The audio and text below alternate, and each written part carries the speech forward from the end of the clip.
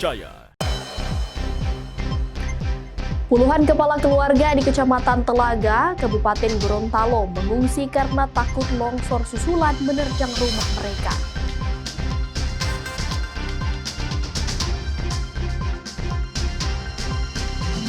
Harga daging ayam potong di Gorontalo menurun jelang Idul Adha. Selain itu, minat pembeli di pasar juga berkurang.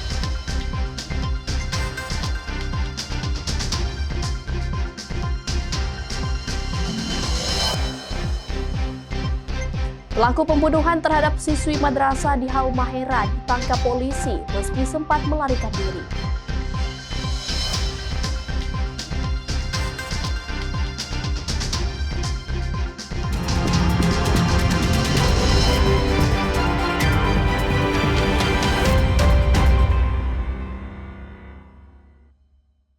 Kompas Gorontalo hari ini hadir dengan beragam informasi penting dan menarik dari Gorontalo dan sekitarnya. Selain 3 sorotan tadi, kami akan menghadirkan berbagai informasi terkini dalam Kompas Gorontalo hari ini.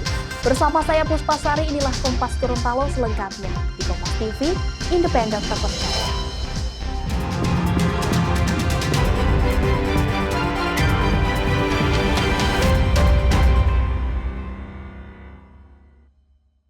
Saudara, puluhan keluarga di Kecamatan Telaga, Kabupaten Gorontalo memilih mengungsi akibat longsor.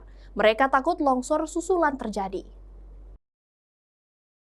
Hujan deras yang terjadi sejak beberapa hari terakhir di wilayah Gorontalo membuat warga di Desa Dulamayo Selatan, Kecamatan Telaga, Kabupaten Gorontalo khawatir longsor susulan bisa terjadi kapan saja.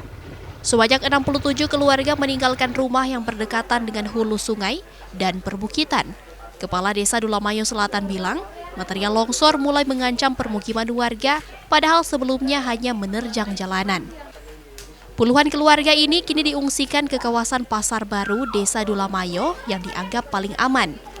Desa Dulamayo Selatan, terutama Dusun 2, Bunia, Kompleks Pasar Tua kantor desa, mengungsi ke Pasar Baru dengan adanya tanah longsor di daerah hulu sungai kecil yang sudah menakutkan warga karena sudah mulai merambat ke pemukiman, sehingganya sekitar 67 kepala keluarga diungsikan ke Pasar Baru ke tempat yang aman. Biasanya kalau sudah musim penghujan begini memang sering yang longsor ini cuma di jalan-jalan, tapi sekarang daerah hulu sungai yang sudah longsor dan sudah. Warga mengaku takut beraktivitas dalam rumah jika terjadi longsor, sehingga mereka tidak bisa memasak dan memilih bertahan di pengungsian sambil menunggu bantuan dari pemerintah. Sampai saat ini masih banyak warga masyarakat yang belum makan, karena sudah takut pulang ke rumah, Mbak Mas. Ada yang belum mandi, soalnya air di sana kan sudah putus. Itu belum berani balik ke rumah? Iya, ada yang sudah berani tapi ada ambil barang-barang. Tapi untuk mau tinggal lagi di rumah itu masih itu belum bisa, Pak. Baru kebetulan kemarin itu, Pak, dari siang pukul 12 listriknya sudah mati. Pengungsi ini akan kembali ke rumah mereka setelah memastikan kondisi cuaca kembali normal. Sebelumnya, wilayah ini diterjang longsor dan merusak sebuah puskesmas. Tim Liputan, Kompas TV, Kabupaten Gorontalo, Gorontalo. Saudara, pasca diterjang longsor dan merusak beberapa bagian, Puskesmas Telaga Puncak, Kabupaten Gorontalo buka 2 posko darurat di lokasi yang aman demi pelayanan kesehatan masyarakat.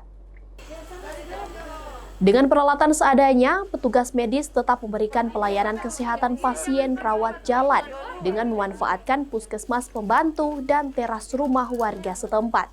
Kepala Puskesmas Telaga Puncak memastikan seluruh pelayanan tetap berjalan normal meski puskesmas rusak diterjang longsor beberapa hari lalu. Petugas medis juga memeriksa warga yang bertahan di tenda pengungsian. Selain memberikan obat untuk ibu hamil, anak-anak, dan pengungsi, petugas sosialisasi waspada daerah rawan longsor. Saat ini banyak pengungsi terkena flu, batuk, dan demam. Untuk pelayanan sekarang kita ada bagi 2 pos. Untuk pos rawat jalan itu kami alihkan ke Pustu Dulamayo Selatan. Dan sekarang petugas saat ini standby di sana untuk melakukan pelayanan rawat jalan. Kemudian untuk pos pelayanan pengungsian itu di rumah warga yang saat ini sementara berlangsung. Untuk pelayanan saya ini yang diberikan tenaga kesehatan yaitu terkait dengan pemberian susu PMT kepada balita maupun ibu hamil. Kemudian ada penyuluhan terkait dengan kewaspadaan terjadinya kasus bencana alam yang ada di wilayah Puncak. Kemudian kami juga membuka pelayanan untuk pengobatan. Saudara, Badan Penanggulangan Bencana Daerah atau BPBD bersama Dinas Sosial Kabupaten Gorontalo beri bantuan kepada korban longsor di Desa Dulamayo Selatan, Kabupaten Gorontalo. Bantuan yang diberikan berupa kebutuhan sehari-hari. BPBD Kabupaten Gorontalo kini mulai salurkan berbagai paket bantuan untuk pengungsi berupa perlengkapan tidur, mandi, dan perlengkapan bayi, serta bahan pokok dan ratusan paket makanan siap saji. Selain itu, BPBD telah mendirikan tenda pengungsian untuk menampung lebih dari 200 jiwa yang terpaksa mengungsi lantaran kondisi permukiman rawan longsor. Bantuan akan terus dilakukan hingga kondisi permukiman warga yang rawan longsor kembali kondusif.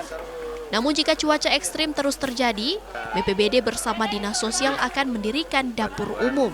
Sementara dapur umum bantuan yang kita akan berikan ini merupakan kebutuhan dasar, terutama baik itu selimut, kemudian matras, dan family kit dan makanan siap saji untuk warga yang terdampak bencana longsor di Dulamayo Selatan.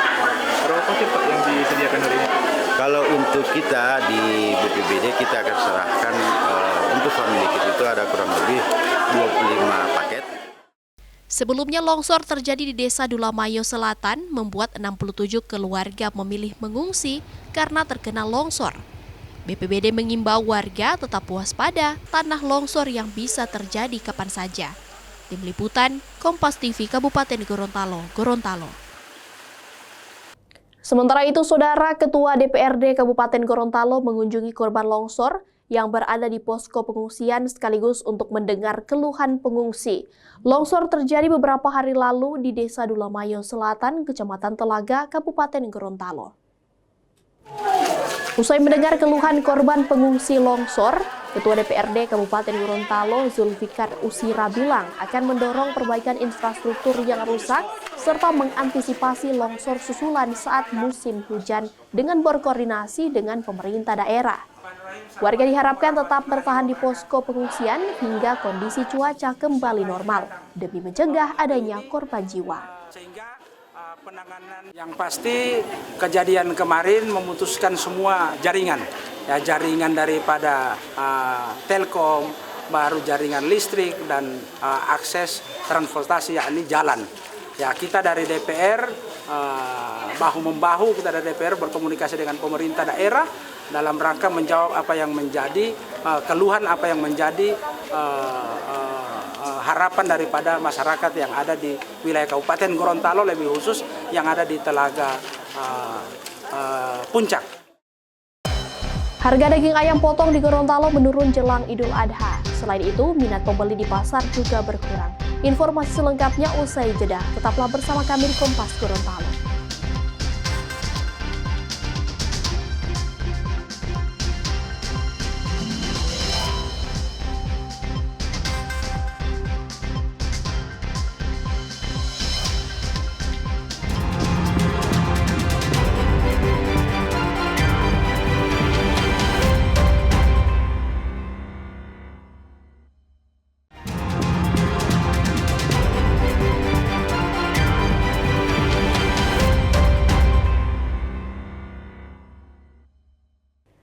Terima kasih Anda masih bersama kami di Kompas Gorontalo.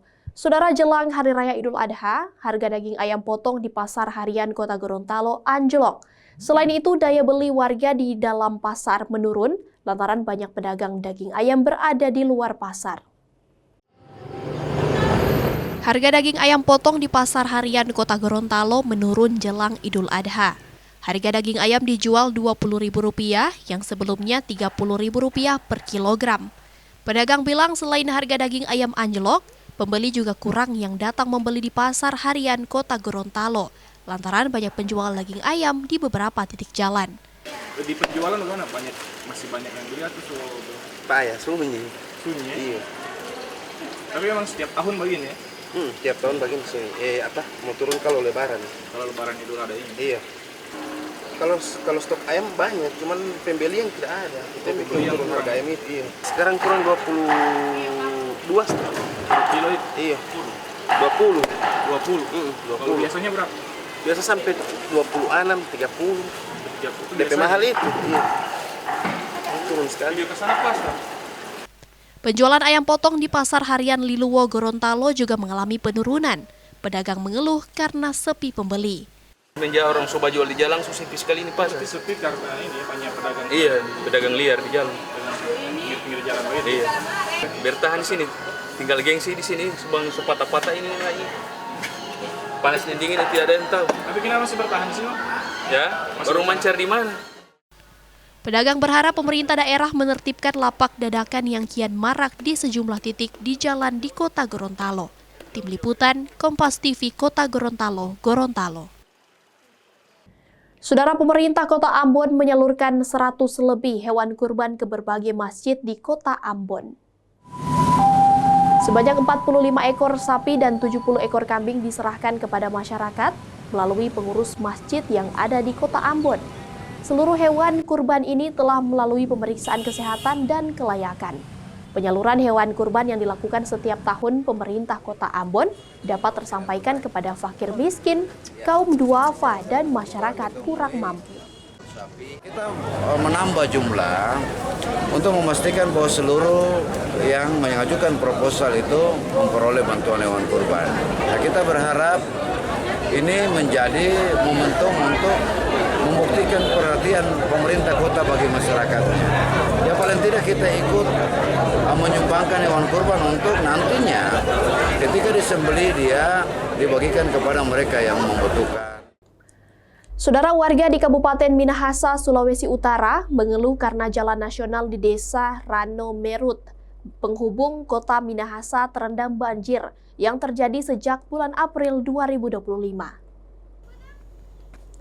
Menurut warga, genangan air ini akibat luapan Danau Tondano yang tak surut sejak bulan April lalu, sehingga akses jalan terhambat dan warga harus mencari jalan alternatif.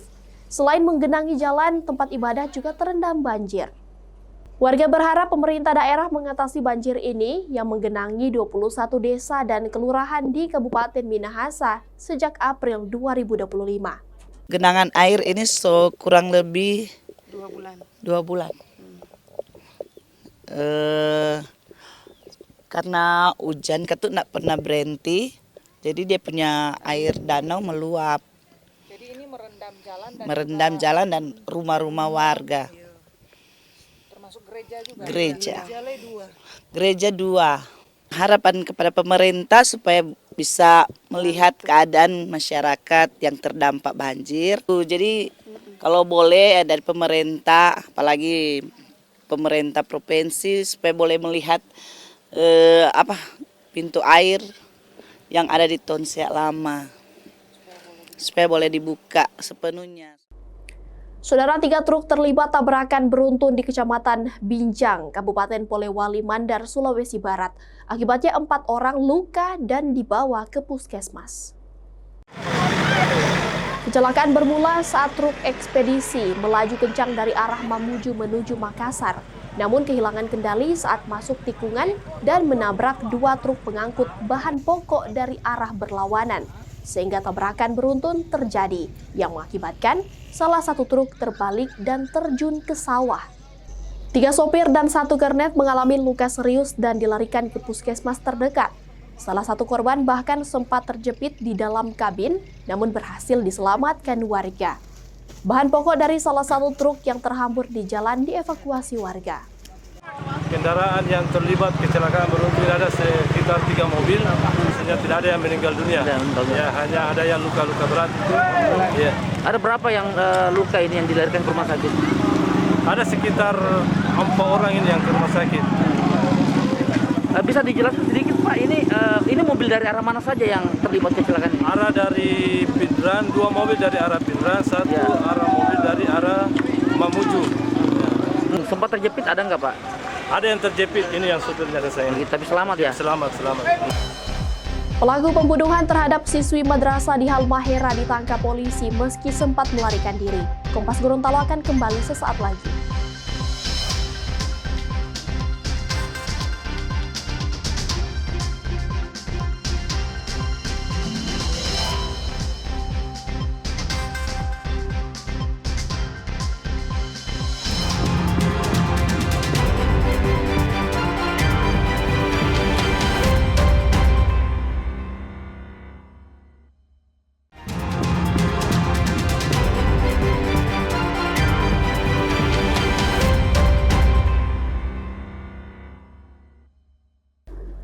Anda masih menyaksikan Kompas Gorontalo bersama saya Puspasari. Saudara, Kepolisian Resort Seram bagian timur Maluku mengungkap kasus pembunuhan siswi Madrasah Sanawiyah Bula. Terduga pelaku ditangkap setelah sempat kabur ke Halmahera. Sempat melarikan diri ke Halmahera usai melakukan pembunuhan terhadap siswi Madrasah Sanawiyah Bula.